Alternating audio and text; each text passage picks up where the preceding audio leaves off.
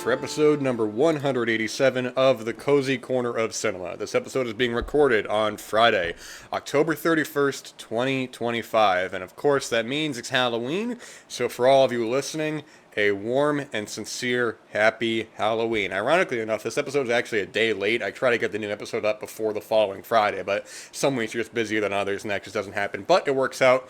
We're going to talk about some recent horror films that I watched, and, get into the Halloween spirit. It's a little chilly out today, which is great. You step outside, it's a little bit cloudy. You see the dead leaves on the ground. There's a cool kind of chill in the air. I always think about the opening of Halloween 4, which, ironically enough, I feel like is the one thing that people always go back to about that film, is the really solid opening. It really capturing kind of the Halloween spirit, the Halloween atmosphere. It's almost like a ghost town in a way. And I'm not the biggest fan of that film. I think, it's not very good in my opinion. But I think the opening of that is one of the highlights of that series overall. And it really gets you into the Halloween mood. Watching a lot of these films definitely does as well. Reading a lot of older books, a lot of scary books. It's really great. It's a great. We're in that time of the year. We're getting a lot of really good stuff back to back. Not just holiday wise, but in the end of the year, wrapping up and kind of looking back onto what we have accomplished this year, what we hope to accomplish, what maybe we didn't do as much work on, we want to kind of do work on. I really just love this time of the year. I mean, Halloween itself is a very fun holiday. It's great going to the store and seeing all the decorations out. The Spirit Halloween stores pop up around. I see all the candy out. If you're in a big neighborhood, getting the kids to go trick-or-treating. It's just such a great, nice feeling, just a great time of the year. You go to the store and, they got like horror movies out and stuff for sale, and it's just great, man. So I got my hot cup of coffee right here. The cats are around here somewhere. They're definitely getting into the Halloween spirit because it's scary how much energy they have. Good Lord, man. But either way, let's talk about some movies, guys. So a film that I had been interested, or at least had known about for a while, I finally watched last week, and it wasn't even because it was Halloween. It was just that somebody else was talking about it. I have the Blu-ray, and I thought, you know what, I've been wanting to watch this for actually quite some time. I think maybe subconsciously I didn't realize that it was around Halloween, but I put it in, and I thought it was a good, solid Halloween film. I talked about last time how I really like Halloween films that are actually, or I should say, I like horror films that take place during Halloween, or at least take place during the season, rather than just watching another horror film. But I popped in 1992's Ghostwatch, the mockumentary directed by Leslie Manning for the BBC. This is I think, pretty well-known and controversial mockumentary. It's a controversial film. Basically, the premise is that we have a real live broadcast from a real show in the BBC. I forgot what actual show it was, but they have the real presenters on there, Michael Parkinson, Sarah Green, and they're doing a report on this house that's been having these hauntings, these paranormal activities going on. I think this is loosely based off the Enfield Poltergeist, to my knowledge, which The Conjuring 2, I believe, that was the basis for that film. But anyways, so it's presented itself in part as a real broadcast, part fictional. From what I know, the beginning of the real broadcast, they did put up a disclaimer that said this is fictional, this is just for a Halloween thing, but at the same time presenting it as a mockumentary, as a real investigation. So obviously they're investigating this house and things go awry, and I think this is one that it's almost, whenever somebody talks about the film itself. Sorry if you hear me kind of step away from the microphone. I got to look back to see the cats aren't breaking something. When people talk about the film itself, I think it's inevitable to talk about the production of the film. They talk about the aftermath of it all. I guess I'll talk about that briefly because I think there was a lot interesting in the film as well, and I think that the production and the aftermath have been talked about pretty extensively. There's also actually a documentary that I haven't seen that I wanted to and I forgot to. That came out in 2012 called Ghostwatch Behind the Curtains. That's just about the history and the aftermath of it. But essentially, with this, it's a War of the Worlds type of situation. People who tuned in late, thought this thing was real. There was a lot of people thought it was real. A lot of people knew it was fake. There was a lot of angry calls into the BBC.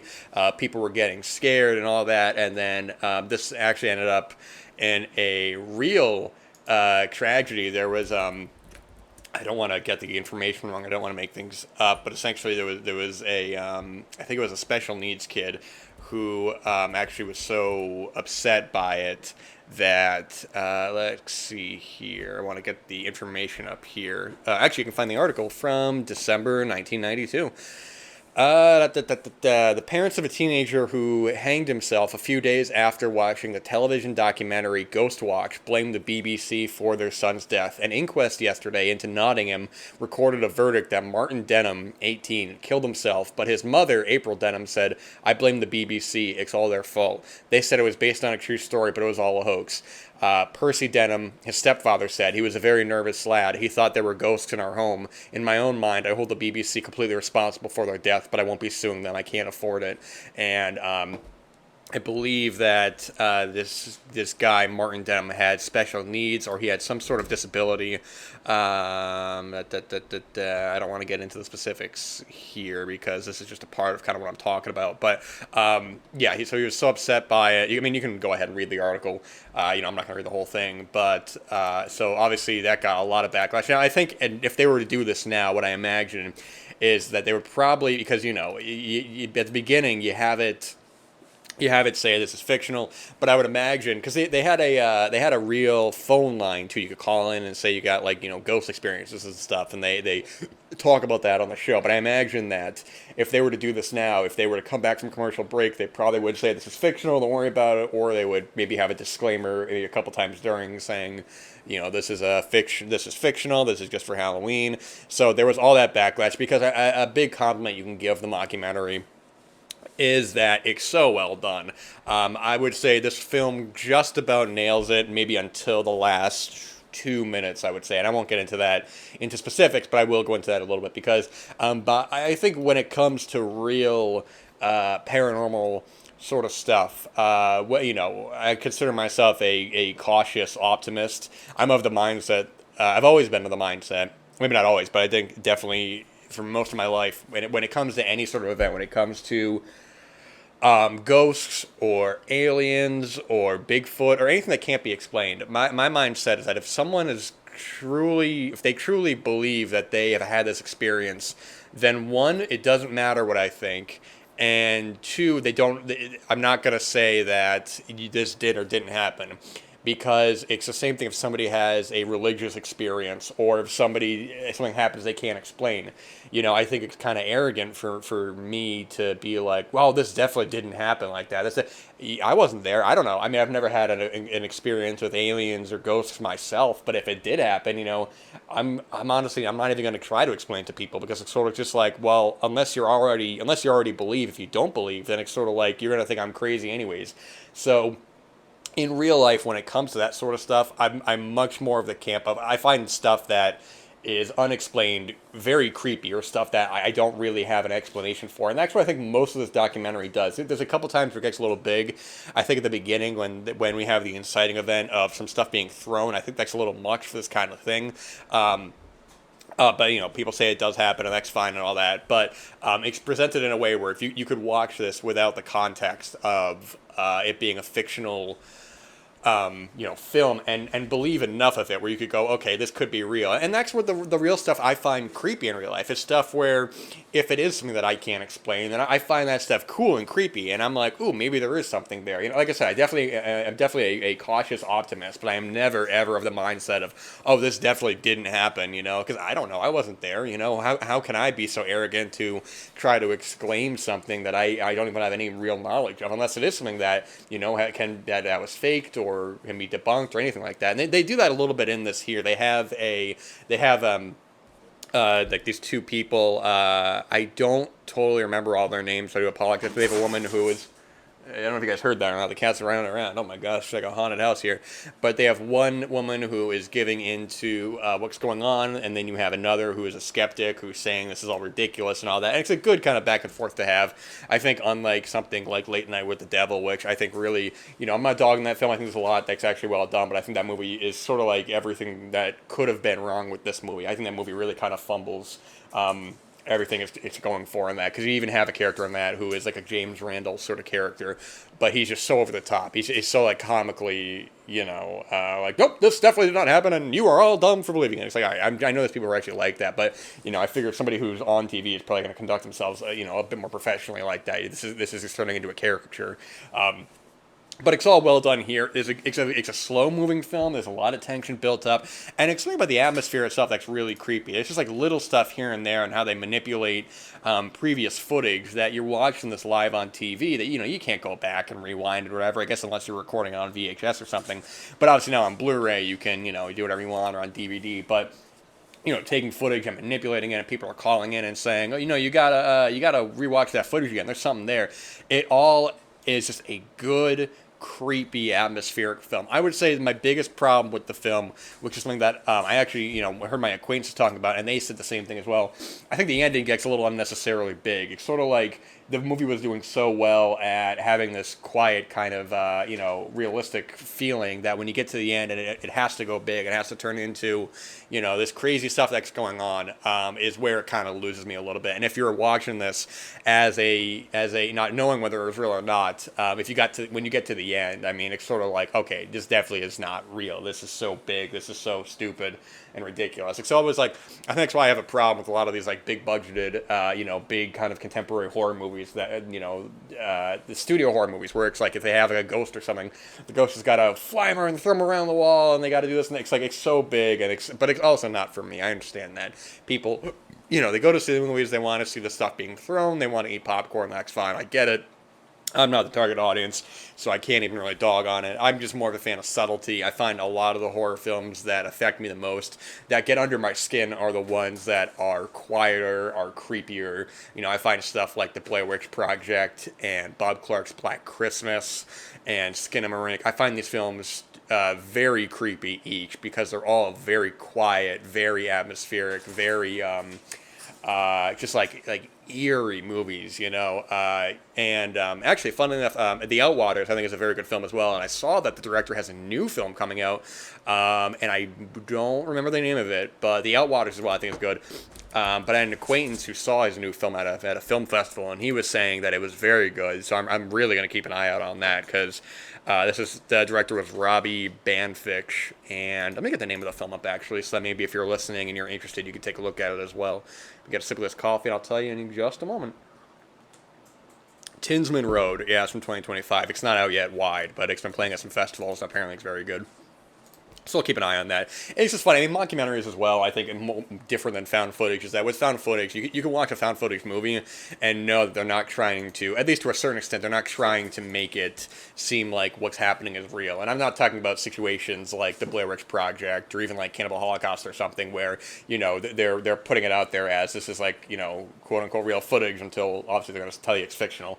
A mockumentary is different, where even if you're watching a fictional film, you're in that mindset of, okay, I'm watching a documentary about something that really happened, and it's so easy to fumble that much more than found footage. Because with found footage, I mean, there's a lot of tropes, there's a lot of stuff you expect that, okay, you're going to be watching, a movie like Paranormal Activity or The Last Exorcism, or one of these movies where you're like, okay, I know I'm watching a fictional film, but it's this found footage formula, so whatever. There's a ton to kind of talk about there. It's like, why are they recording? How are they getting perfect audio across the room? This and that, all this stuff. A mockumentary is different because when you have that mindset of I'm watching a documentary, I think there's a far, far, far thinner line to draw, where when there's a hiccup of something, then you're out of it. I saw a movie recently that was part mockumentary, and I thought it really kind of fumbled it right out of the gate, where I was like, okay, if we couldn't get this right, then I'm not going to believe any of this, And it wasn't presenting itself as a real thing. It was part of a bigger movie. But I'm just saying that, like, okay. But even something earlier this year, I saw a movie, Strange Harvest. Actually, that wasn't too bad. It's been kind of popping up on some streaming stuff lately, and that's a mockumentary as well. And I don't think it's like a great film or anything, but I think like it's one where I was watching, I'm like, man, I think people are really going to dig this movie. There's some good kind of creepy stuff in that movie that kind of came and went. So if you're curious about that, keep an eye out on it. I saw it pop up for rent, so I've to rent or buy. So I'm sure you can keep an eye out on that, and maybe it'll pop up streaming. But yeah, Ghostwatch I think is a good It's a good, solid movie, man. It's one that I knew about for a while, and finally watching it, I really hadn't had a lot of stuff ruined for me. And I think maybe some of the stuff that I knew about, I didn't remember watching it. It's also quick, too. It's 90 minutes. It's a good film to watch in the dark, especially if you're, like, home alone or maybe you watch it at night.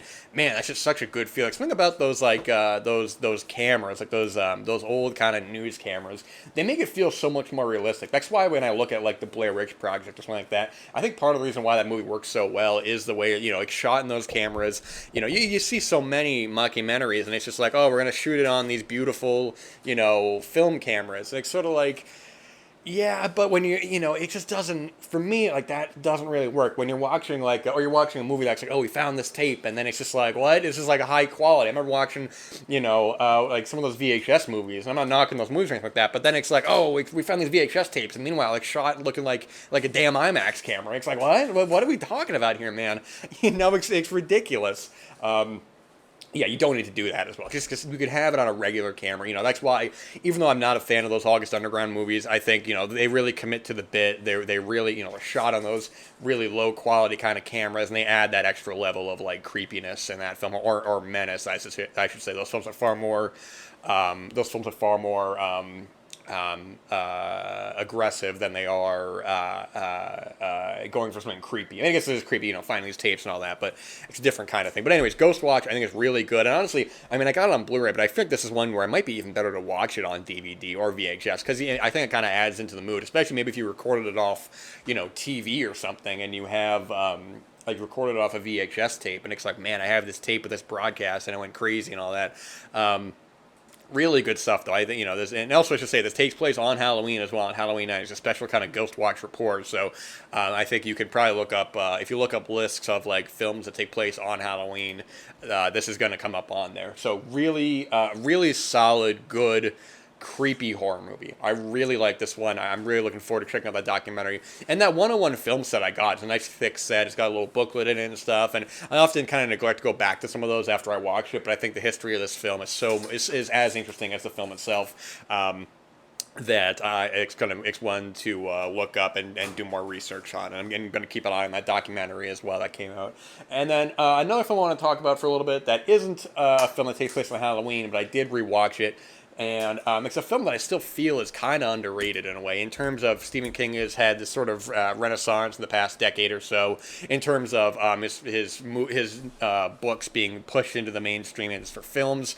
I think especially after the both of the recent It movies that we're getting a lot of those. We got a couple this year. We got like The Long Walk, which is a Richard Bachman story.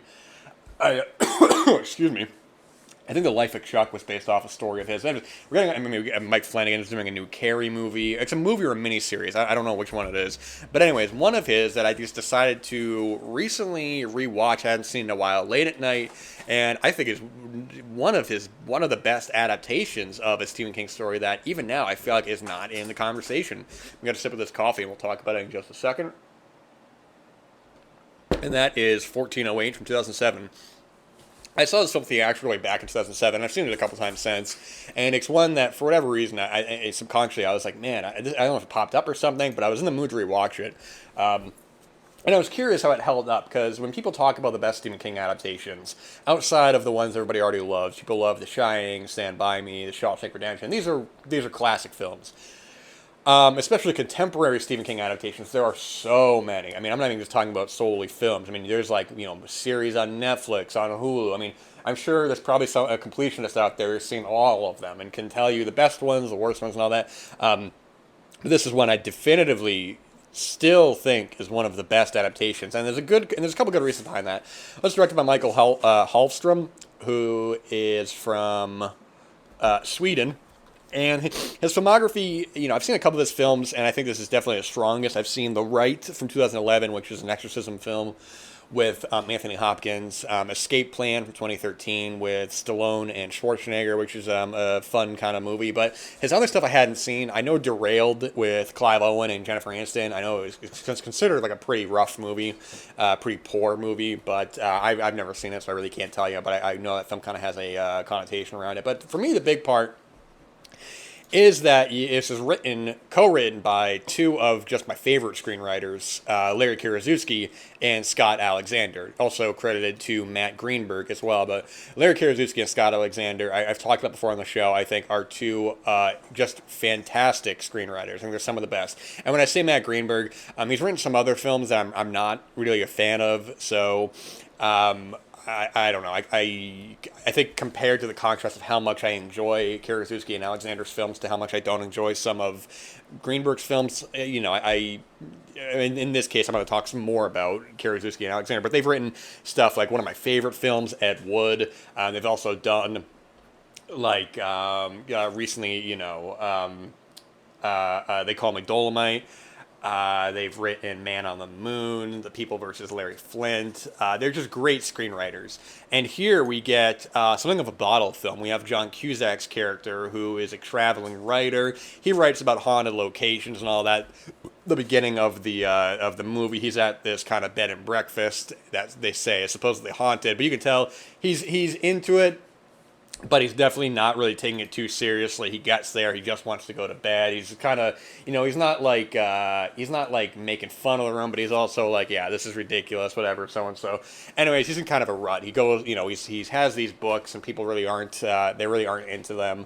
We learn more about his backstory later on. But anyway, so he gets a call from his agent saying, hey man, there's this room that is supposedly really haunted, and the hotel doesn't rent it to people, but we found a legal loophole that says if it's available, they have to legally rent it. There's a lot of build up to him getting to the actual room itself, which I think was so well done. It's great that how much effort he has to go through just to be able to get to this room, to make a point of how closed off it is and how potentially dangerous this is.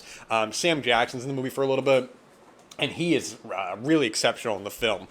Sam Jackson is one of these actors I often feel like has been typecast for a lot of his career. I think when I see stuff like this, or even older, look at like Eve's Bayou, or even something like he has a small role in like The Red Violin. I think people kind of think of Sam Jackson as, maybe like the Tarantino movies, which he's great in all those, don't get me wrong, but they think of him like Snakes on a Plane, or like, hey, like yelling and stuff. I think Sam Jackson is a far more talented and nuanced actor than a lot of people maybe haven't seen a lot of his films. I mean, he's obviously a very popular actor, but even something like this, I just love his back and forth that he has with Cusack, where he's we see kind of the range of him being like charismatic, being trying to be sympathetic. He's like, I know you're trying to write this book. Let me just give you another room. They all look identical. You can just, you can just say that you were in the room. It's fine. No one's going to say anything.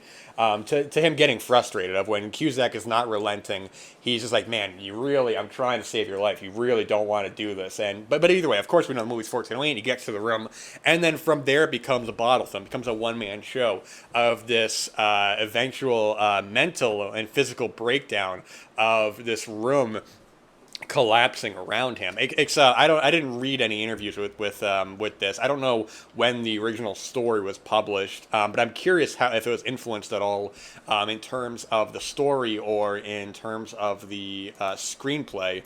Actually, no, before I even say anything, let me look actually when the story was published, because I want to say something, but I don't know the specifics behind it. So it was published in 1999. In an audiobook collection, and then okay, so the original story came out. What I'm comparing it to is House of Leaves, which is I've never read the book, but I know that it is a book about that in part this house. I mean, that is changing its architecture. So you have like the outside and the inside don't match up. You have like the house is really kind of changing around you. And even the way the book is published, you see like pages of just like text being like inverted, or there's like clues in certain pages like that. I know it's a whole big thing, but this really kind of does the same thing. We have the room becomes a whole sort of own ecosystem, and it changes architecture and becomes a whole big thing. Even these big grandiose things that would tear the walls down and this and that, but it doesn't end up staying like that. It keeps changing and changing. And I think that you need a really good performance to kind of level the whole film out. And Cusack is great in the film. I think he's already a really solid actor as is, but I think this is one of the strongest performances because when it becomes a very it becomes a mental gymnastics of the room kind of getting into your psyche and really messing with you into your past, into the psychological part of it, people in your life. It becomes a very emotional film. I think there's one scene in particular that I forgot how well done it was. It's in the third act.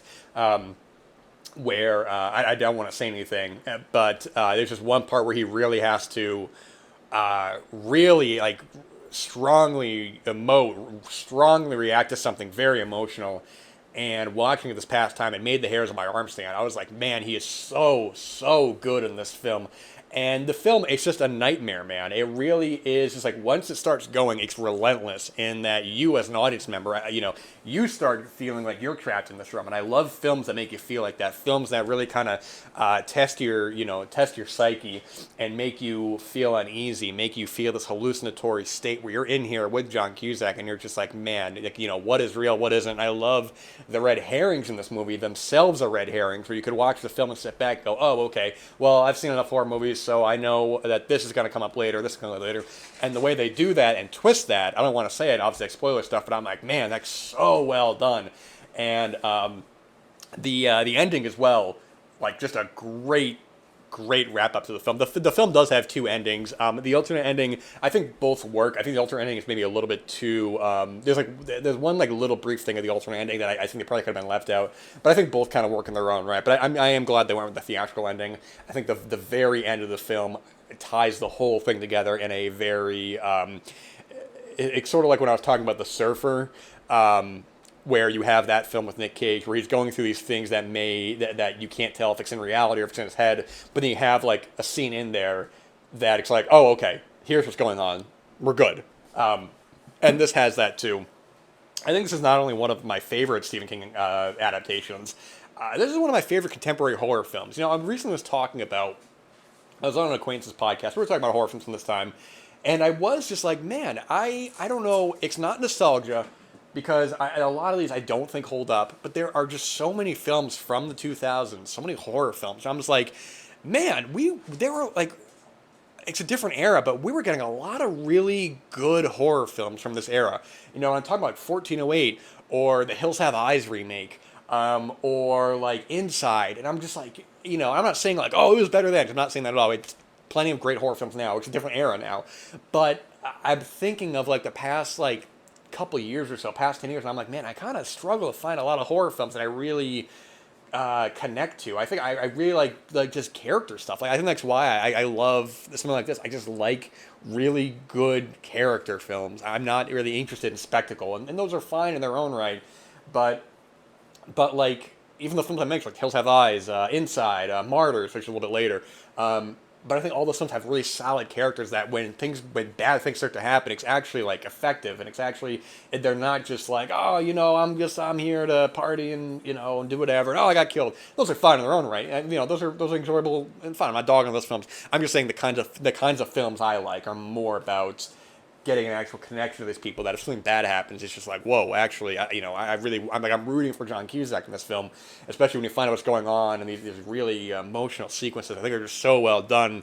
And him having like a loss of faith, he's sort of like, he sees like a Bible in a hotel room and he kind of scoffs and like laughs it off, and where that comes from, I think it's just so well done that even now I don't think it's being talked about. I mean, I'm not in like horror circles, I don't know, but even amongst my horror acquaintances who are far more knowledgeable and insightful and can give like a bunch of really cool recommendations, even among them, I don't think this is really brought up a whole lot. So 1408, I think it's one of the strongest horror films of the 21st century, one of the strongest Stephen King adaptations, and even now in 2025, I still believe is an underappreciated and even underseen film that hopefully will get a sort of resurgence or a cult following, if you will, in due time. I think this is a really terrific film. But that's going to wrap it up for this episode, guys. Have a happy Halloween. Eat some candy, but not too much. Don't get your stomach sick. Have fun, be safe, leave the animals inside, leave the pets inside, don't walk under any ladders, all that kind of stuff. It's a really, really great day out. It's kind of cloudy out. It's good, kind of atmospheric, and it's great. Stay inside if you want. Watch some movies, eat some junk food, and just have a great time, guys. So, hey, you guys take care. Happy Halloween, and until next time.